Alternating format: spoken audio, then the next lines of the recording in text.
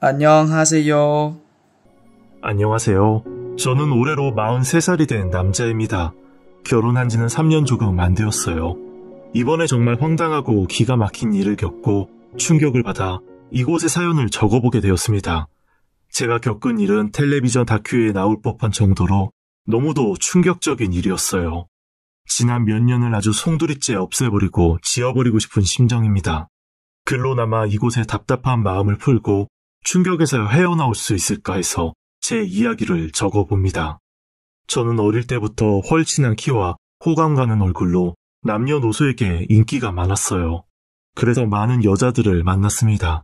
그때는 노는 게 즐거웠고 결혼 생각은 전혀 없었어요.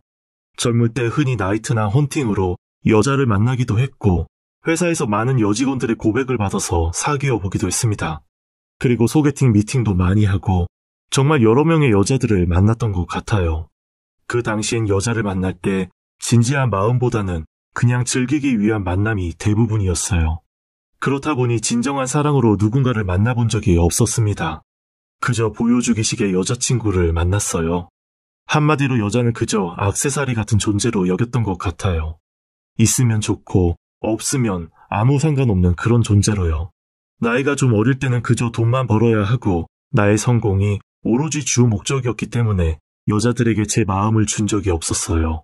그래서 저 때문에 울며 상처받았던 여자들에게 죄책감도 느끼지 못했습니다. 그러다 결국에는 나이가 차니 결혼이라는 것을 해야겠다는 생각이 들었어요. 많은 여자들을 만나다 보니 저의 이상형은 가정적이고 여성스럽고 저의 말을 잘 들어주는 그런 착한 여자로 굳혀졌죠. 그래서 그런 여자를 만나고 싶다는 생각이 들었어요. 결혼 생각을 하면서부터는 주위의 여자들을 한 명씩 정리해 나갔습니다. 그렇게 결혼을 해야겠다 마음을 먹고 막상 제 이상형의 여자를 찾으려 하니 찾기가 쉽지 않았습니다. 사실 제 나이가 적지 않은 나이라 적당한 나이차가 나는 이상형의 여자를 만날 기회가 잘 생기지 않았어요. 또 결혼 정년기가 지나다 보니 아직 미혼인 분을 찾기도 어려웠죠. 몇몇 선배분들의 소개팅으로 몇 번 여자분들을 만난 적이 있는데 나이 차이가 많이 나거나 성격이 안 맞는 경우가 대부분이었어요. 저도 아직 현실 점검이 제대로 되지 않았는지 여자분의 외모가 마음에 안 들면 마음이 가지가 않더라고요. 그래서 반포기 상태로 운명이라면 언젠가는 나타나겠지라는 마음으로 자연스러운 만남을 기다리기로 했습니다. 그렇게 회사와 집만 오고 가던 어느 날 저희 회사의 사무용품을 정리하는 단기 아르바이트생이 몇 명 들어오게 되었어요. 회사의 자비를 맡아주는 학생들이었죠. 그런데 유독 건강이 쇠약해 보이는 남학생이 있었는데 물건도 잘 들지도 못하고 눈이 퀭한 것이 몸이 많이 약해 보이더라고요. 학창시절 저도 몸이 약했던지라 그 남학생이 신경이 쓰였고 일처리가 늦는 그에게 손수 일을 가르쳐주며 도와주곤 했습니다. 그러다 보니 그 남학생도 저를 잘 따르고 야간 근무와 회식을 자주 하다 보니 서로 친해지게 되었어요.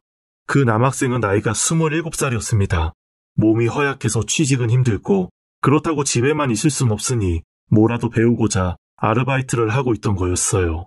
나름 사회생활 경험을 쌓는 중이라고 하더군요. 3개월 후 그 남학생의 단기 아르바이트가 끝나는 날이 되었고 일을 마친 후 쫑파티 겸 회식을 하게 되었습니다. 과장님, 저 혹시 제가 소개팅 해드릴까요? 소개팅? 누구? 예뻐? 네, 예뻐요. 사실 저희 누나인데 착하고 순한 사람이에요. 과장님이랑 딱 잘 어울릴 것 같아서 과장님 볼 때마다 누나 소개해주고 싶다는 생각 들었거든요. 오, 그래? 누나가 몇 살인데? 30살이요. 네가 날 이렇게까지 생각해주는 줄 몰랐다. 정말 고맙긴 한데 나이 차도 많이 나고 좀 그러네. 사실 그 학생과 알고 지낸 지 3달밖에 안 됐는데 누나를 소개받는 것도 부담스러웠고 나이 차가 많이 나다 보니 왠지 내키지 않아서 거절을 하게 되었어요. 그 남학생과는 유종의 미를 거두며 헤어지게 되었고 저는 늘 회사로 출근하는 똑같은 일상을 보내고 있었습니다. 그러던 제가 퇴근하는 길에 그 남학생에게 연락이 왔어요. 회사 근처를 지나가다 길에 제가 생각이 나서 전화했다며 시간 되면 차 한잔하고 저녁을 먹자고 하더군요. 저도 그날 딱히 할 일도 없었고 그날따라 맥주가 당기길래 맥주나 한잔 해야겠다 싶어 알겠다고 하고 약속 장소로 가게 되었죠. 그런데 만나기로 한 약속 장소에는 그 남학생과 함께 누군가 한 명이 더 있었어요. 그건 다름 아닌 그 남학생의 누나였죠. 누나라던 그 여자는 첫눈에 제가 반할 정도의 청순하고 예쁜 얼굴의 미녀였습니다. 사실 그 남학생의 인물도 빠지지 않는 외모라 그의 누나도 예쁘겠거니 내심 생각은 했었지만 이 정도일 줄은 전혀 상상도 못했죠. 지금껏 제가 만났던 여자들과는 전혀 다른 분위기의 여자였어요. 참하면서도 아주 청순한 분위기의 미녀였습니다. 처음 소개팅을 받지 않겠다고 했던 마음과는 달리 저도 모르게 얼굴에 흐뭇한 미소가 지어지더군요. 30살이라고 하기엔 더 동안인 그녀였어요. 저는 첫눈에 반한다는 게 무슨 말인지 그때 처음으로 알게 되었어요. 소개팅을 싫다고 했던 저는 온데간데 없고 제가 질문을 하고 저 혼자 말하는 듯한 느낌을 받을 정도로 질문 공세를 퍼부었습니다. 내가 이렇게 여자에게 적극적인 사람이었나? 라는 생각을 처음 한 날이기도 했어요. 안녕하세요. 네, 안녕하세요. 처음 뵙겠습니다. 죄송해요, 과장님. 실례인 줄 알면서도 두 분 꼭 소개해드리고 싶어서 제가 누나 데리고 나왔어요. 아니야. 죄송은 무슨. 야, 이수, 말은 바로 해야지. 사실 제가 이 자리에 나오고 싶다고 했어요. 동생이 사진을 보여줬는데 너무 제 이상형이셔서 처음으로 용기 내서 나와봤어요. 정말 고맙습니다. 아니 그게 아니라 저 성함이 이채영이에요. 채영 씨는 말도 예쁘게 하고 성격도 차분한 사람이었어요. 게다가 제가 하는 시덥지 않은 말에도 잘 웃어주었죠. 저는 나이 40이 다 되어서야 생전 처음으로 설레임이라는 걸 느꼈어요. 여자들 위해서 군림하던 제가 여자 눈을 똑바로 쳐다보지도 못하고 부끄러움까지 느끼며 그 여자를 대하고 있었습니다. 삼겹살에 맥주를 마시는데 채영 씨가 더운지 손부채질을 계속했습니다. 너무 더운데 옷 좀 벗어서 걸어놓고 올게요. 본격적으로 고기 먹으려니 옷이 거추장스럽네요. 그러세요. 고기 많이 좋아하시나 봐요? 네, 저 완전 고기 킬러예요. 저도 고기 완전 좋아해요. 제가 살 테니까 많이 드세요. 오늘 밤새도록 같이 고기 먹어요. 그리고 채영 씨가 옷을 벗어놓으러 간 사이 저는 잠시 화장실에 가려고 일어났어요. 그리고 화장실 옆에 붙어있는 거울을 들여다봤는데 입에 귀가 걸려있는 저를 발견하고는 깜짝 놀랐습니다. 너무 티내지 말아야겠다 다짐하며 다시 자리로 돌아갔는데 어느새 제 입꼬리는 다시 귀에 걸려 있었어요. 속으로 이 자리를 만들어준 예비처남이 고맙고 은인처럼 느껴졌죠. 그래서 저는 예비처남과 마주 앉아 누나 몰래 감사의 윙크를 날렸습니다. 저는 조금이라도 점수를 따려고 열심히 고기를 굽고 있었어요. 고기를 굽는 곳이다 보니 실내가 무척 더웠고 저도 옷을 벗고 싶었지만 안에 땀이 차 있을 것 같아서 벗지 않았어요. 그러면서 참고 있는데 갑자기 제 앞으로 또각또각 걸어오는 그녀를 보았습니다. 그런데 그녀의 모습에 저는 눈을 어디다 둬야 할지 모르는 상황이 벌어졌어요. 채영 씨가 윗옷을 벗고 몸에 착 달라붙는 옷을 입고 왔더라고요. 청순한 얼굴과는 전혀 다른 몸매에 눈을 어디에 둬야 할지 모르겠더군요. 그러면서 움직일 때마다 손으로 가슴을 가리는데 저는 얼굴이 빨개지는 걸 감추느라 정신이 없었습니다. 착한 성품에 예쁜 얼굴, 게다가 완벽한 몸매까지 참 완벽한 사람이란 생각이 절로 들었어요. 안 더우세요? 제가 고기 구울게요. 집게 이리 주세요. 아니에요. 고기는 남자가 구워야 제맛이죠. 제가 고기는 끝내주게 잘 구워요. 동생이랑 두 분이서 맛있게 드세요. 잡고 있던 집게를 가져가면서 스친 그 손길은 여자 경험이 그렇게나 많은 저였지만 왜 이렇게 설레고 떨리는지 다시 청소년으로 돌아간 듯한 느낌이었어요. 이런 여자라면 지금껏 혼자일 리가 없는데 분명 인기도 많았을 텐데라는 생각이 들어 그녀에게 물었습니다. 채영 씨는 왜 남자친구가 없으세요? 이렇게 아름다우신데 남자들이 가만 놔두지 않았을 것 같아요. 글쎄요. 그런데 오늘 생길지도 모르죠. 채영 씨의 말 한마디에 제 가슴이 철렁하며 요동치기 시작했어요. 저는 속으로 쾌재를 불렀습니다.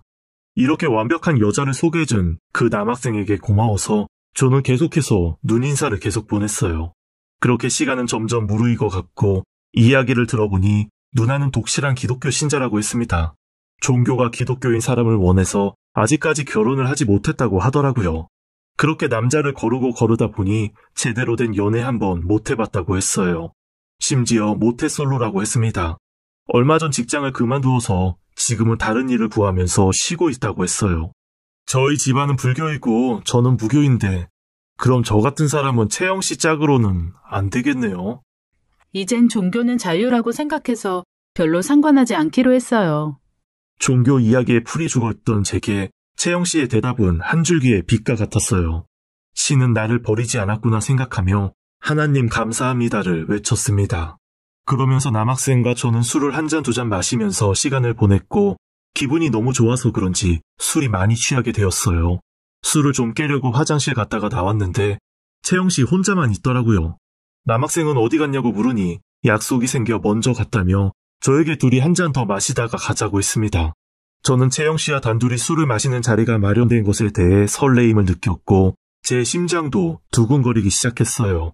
채영씨가 맥주를 홀짝이는 동안 저는 벌컥벌컥 마셔서 그런지 점점 취기가 올라왔습니다. 첫 만남에 귀가 시간이 너무 늦으면 안 되겠다 싶어서 집에 가자고 하고는 일어서려는데 갑자기 다리에 힘이 풀리더라고요. 채영씨가 저를 부축해준다고 팔짱을 끼는데 그녀의 몸이 제 몸에 닿으면서 순간 움찔했습니다. 저는 이성을 잃지 않으려고 다급하게 대리를 불렀습니다. 채영씨, 제가 집까지 모셔다 드릴게요. 아니에요. 제가 볼 땐 과장님이 더 걱정되세요. 제가 과장님 집까지 모셔다 드릴게요. 그녀와 웃으며 이야기를 주고받는데 그녀를 정말 집에 보내기 싫어지더라고요. 어느덧 대리기사님이 저와 그녀를 저희 집 앞까지 데려다 주었고 저는 차에서 내려 집으로 향해 걸어갔어요. 다리가 비틀거려 그녀가 저를 부축했고 집 안까지 함께 들어서게 되었네요. 채영씨, 첫 만남에 이런 모습 보여서 미안해요. 제가 모셔다 드려야 하는데 커피라도 한잔하고 가실래요? 저 과장님, 이런 말 황당하시겠지만 저 과장님한테 반한 것 같아요. 그래서 여기까지 따라온 거예요. 그녀의 수줍은 고백에 저는 이성을 잃었고 채영씨와의 뜨거운 밤을 보내게 되었습니다. 모태솔로라는 것이 믿기지 않을 정도로 그녀는 저를 잘 받아주었어요. 저는 이 여자를 놓치기 싫었습니다. 평생 동안 이 한 여자는 내가 먹여 살려야겠다는 다짐까지 했죠. 그리고 저는 채영씨에게 결혼을 전제로 만나자며 프로포즈를 했습니다. 그렇게 3개월 만에 초고속 결혼을 하게 되었고 주선을 해준 남학생은 저의 처남이 되었어요. 성품, 성격, 외모, 삼박자가 모든 것이 완벽한 아내를 얻으니 세상 부러울 것이 없을 정도로 매일 웃고 다녔죠. 누가 결혼은 무덤이라고 했나요? 저는 매일 집에 가고 싶을 정도로 아내를 안고 싶고 보고 싶고 꿀이 뚝뚝 떨어질 정도로 행복한 나날들을 보내었어요. 저의 혼자벌이로 충분했기에 아내는 가정주부가 되었습니다. 그리고 그 성품에 딱 맞게 인형 만들기 취미 활동을 하며 작은 공방에 배우러 다녔어요. 그리고 주말에는 교회를 갔습니다. 그리고 남은 시간에 요리를 배워서 저에게 이것저것 해주기도 하고 점심은 사 먹지 말라며 점심도 꼭 손수 만든 도시락을 싸주었어요. 딱 제가 원하던 그런 삶이었어요. 심지어 아내는 저에게 교회 가기를 권유했지만 제가 아직까지는 마음이 없다고 하니 종교에 대한 자유가 있으니 강요하지 않겠다고 했어요. 그리고 뒤에서 묵묵히 저를 위해 기도도 많이 해주었죠. 아내는 늘 제가 원하는 대로 모든 것을 맞추어 주었기에 서로 싸울 일도 없었어요. 정말 천사 같은 아내였죠.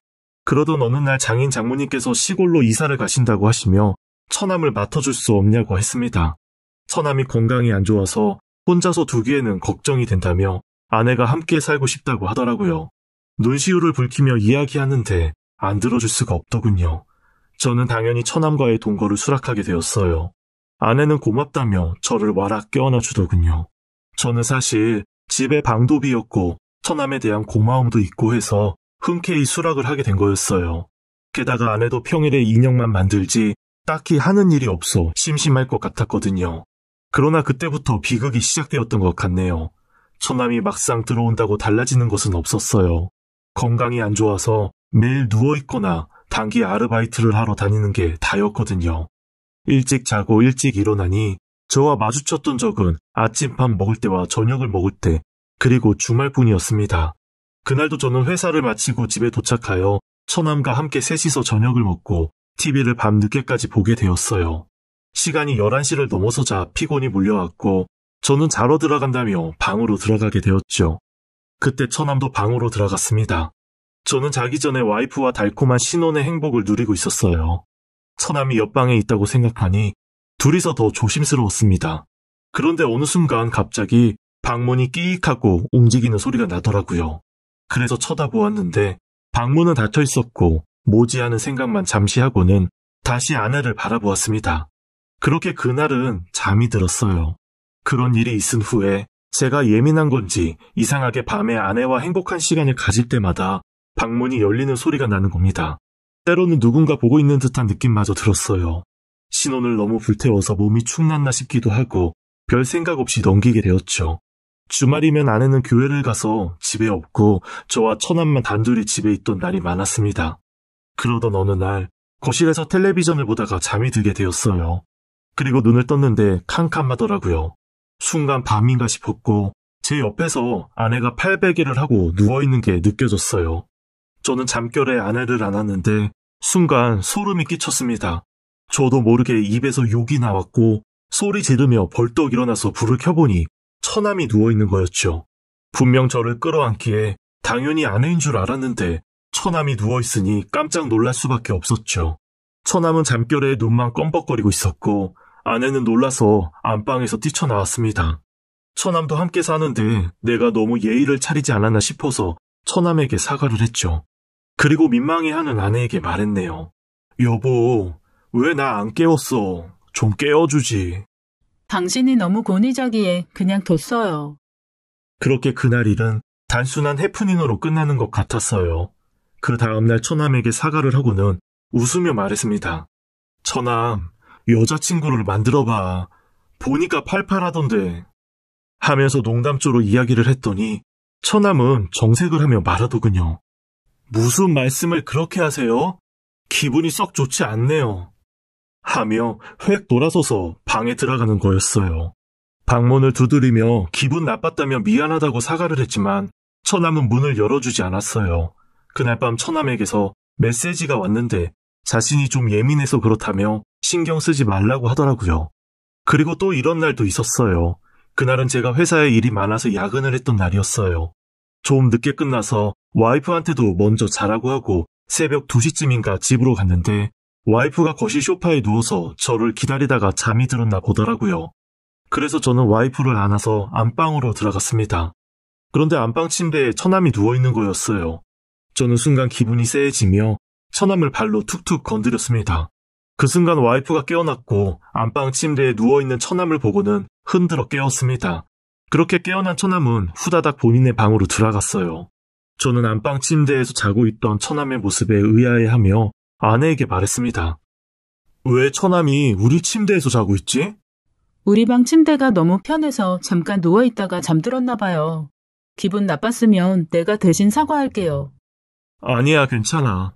그런데 처남 방에는 침대가 없나? 미안해요. 제가 앞으로 주의시킬게요. 저희 부부 침대에서 남이 잔다는 것도 좀 의아하긴 했지만 저는 그저 너무 피곤한 나머지 별 대수롭지 않게 넘겼던 것 같아요.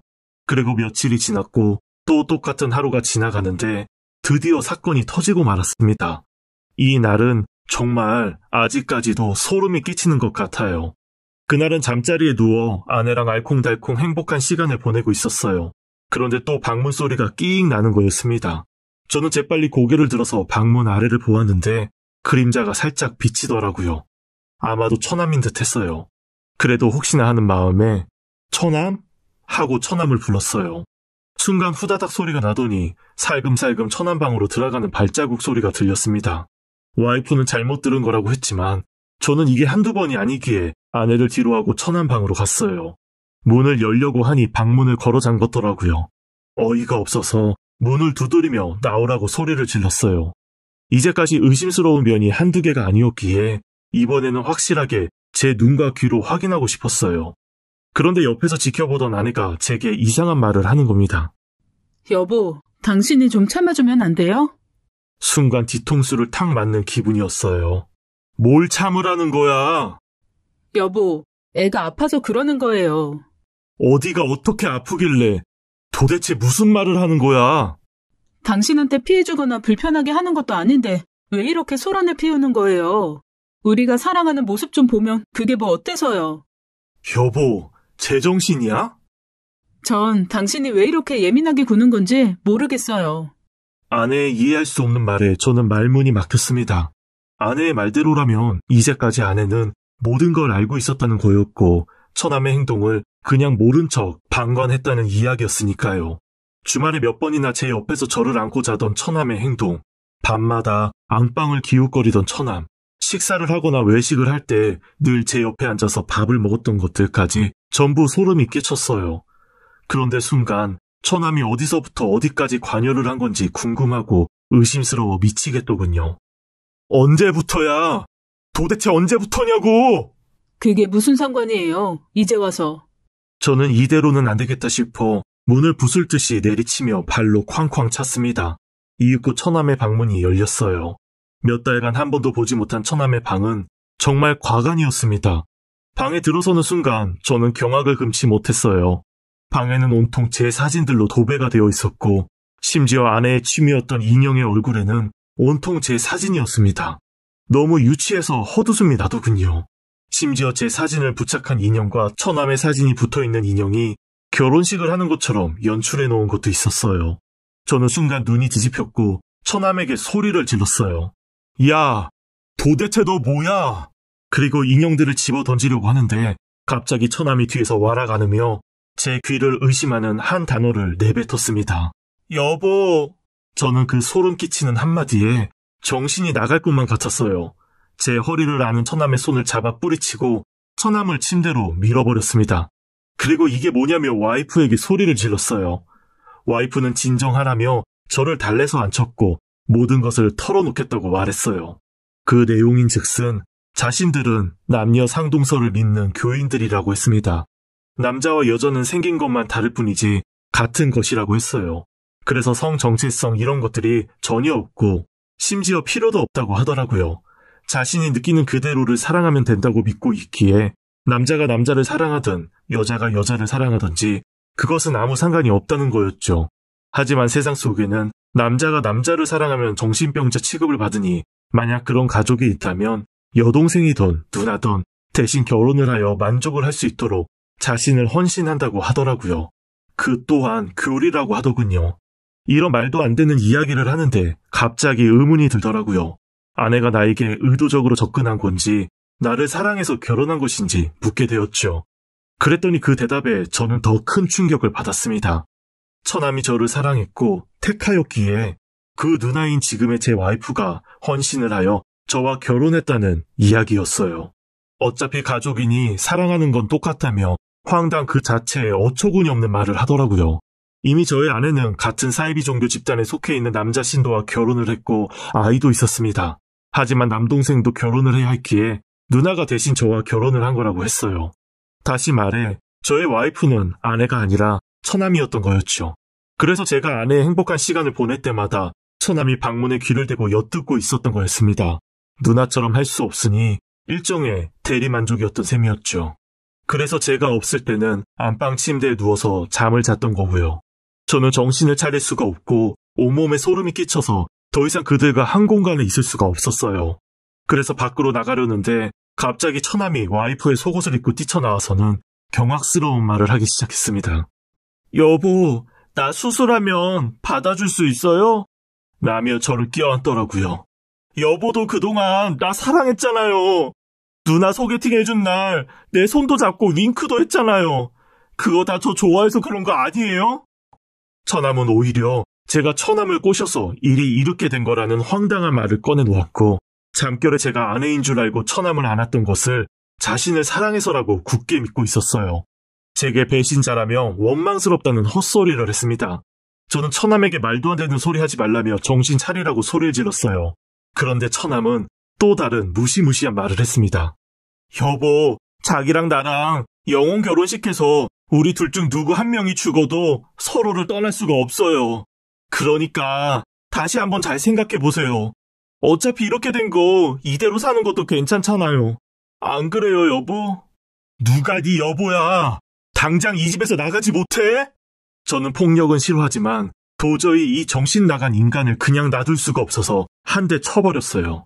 그리고 나가면서 경찰에 신고를 하게 되었고 저의 행복한 결혼 생활은 그저 슬프게도 사이비 종교 집단에 의한 사기 결혼 사건으로 마무리가 되었어요. 아직도 이때만 생각하면 진저리가 쳐집니다. 그 남매의 얼굴만 떠올려도 소름이 끼치네요. 하지만 그 후 저는 와이프에 대한 마음이 진심이었기에 와이프와 통화를 한 적이 있었어요. 그때 제가 무슨 생각으로 그런 전화를 걸었는지 저로서는 납득이 안 가네요.